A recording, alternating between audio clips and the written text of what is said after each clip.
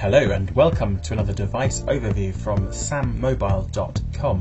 We're going to be taking a quick look at the Galaxy S4 Zoom. This is Samsung's latest attempt to amalgamate a smartphone and a camera. It has a 4.3-inch Super AMOLED screen with a rather low 540 by 960 resolution and only 256 ppi.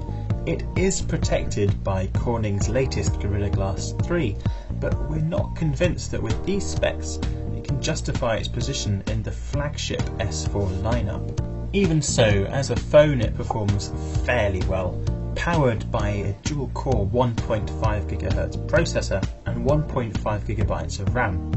Out of the box, as you can see, it runs Android version 4.2.2 and comes with all of the familiar bells and whistles associated with Samsung's own TouchWiz.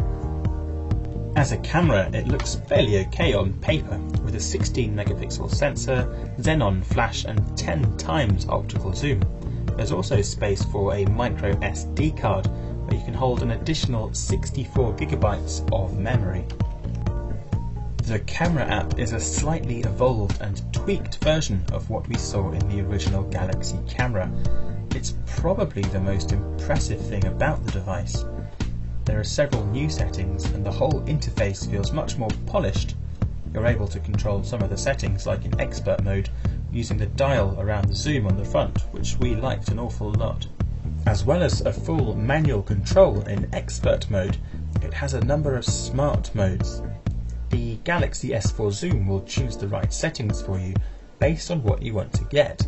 For example, there are landscape modes, rich tone, sound and shoot, light trace, night mode, animated photo, and macro mode. It's a pretty extensive list which Samsung seems to be constantly adding to, and this is really great if you want to get a shot but don't necessarily understand the complexities of aperture settings and shutter speeds. Our favourite new addition has to be the special, slightly bizarre food mode, which apparently chooses the optimal settings for capturing our delicious dinners and sharing them with the world. Really, this device isn't the best phone, nor is it anywhere close to being the best camera out there, but it certainly does find a decent harmony between the two, thanks to the superb software support. Perhaps it doesn't deserve the S4 label which has been stamped on it, but it is certainly an interesting device, and it shows that Samsung is aware that portable photography and connectivity is of increasing importance to its customers, which is a good step in the right direction. Perhaps it's clear from this overview that we're not quite sure what to think about the Galaxy S4 Zoom.